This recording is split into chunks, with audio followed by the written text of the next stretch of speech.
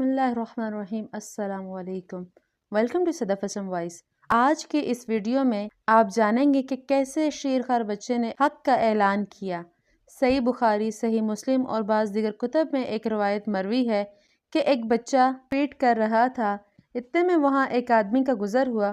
وہ بہت خوبر اور خوش پوشاک تھا، وہ ایک عمدہ گھوڑے پر سوار تھا۔ عورت نے اس کی شان و شوکت دے کر کہا، اے اللہ میرے بچے کو بھی اس جیسا بنا دے۔ بچہ فوراً پیٹ چھوڑ کر اس آدمی کی طرف دیکھنے لگا، پھر بولا، اے اللہ مجھے اس آدمی کی طرح ہرگز نہ بنانا۔ اسی اثناء میں وہاں ایک اور واقعہ پیش آیا۔ لوگ ایک لونڈی کو مارتے جا رہے تھے اور کہتے جا رہے تھے، زنیتی سرقتی، تو نے زناکاری کی ہے، تو نے چوری کی ہے۔ وہ لونڈی پکار پکار کر کہہ رہی تھی، حسبنا اللہ و نعم الوکیل، اللہ ہمیں کافی ہے اور وہ بہت اچھا کارساز ہے۔ یہ منظر دیکھ کر ماں نے کہا، اللہم لا تجعلنی ابنی مثلہا، اے اللہ میرے بیٹے کو اس کی طرح نہ بنانا۔ بچے نے پیٹ کرنا چھوڑ دیا اور اس لونڈی کی طرف دیکھا اور بولا، اے اللہ مجھے اس لونڈی کی طرح بنا دینا۔ اس کی ماں نے کہا، ارے میرے بیٹے، ایک اچھی صورت والا باوقار آدمی گزرا تو میں نے دعا کی، اے اللہ میرے بچے کو اس کی طرح بنا، مگر تو نے کہا، اے اللہ مجھے اس کی طرح مت بنانا۔ پھر لوگ ایک لونڈی کی پٹائی کرتے ہوئے گزرے، وہ اس سے کہہ رہے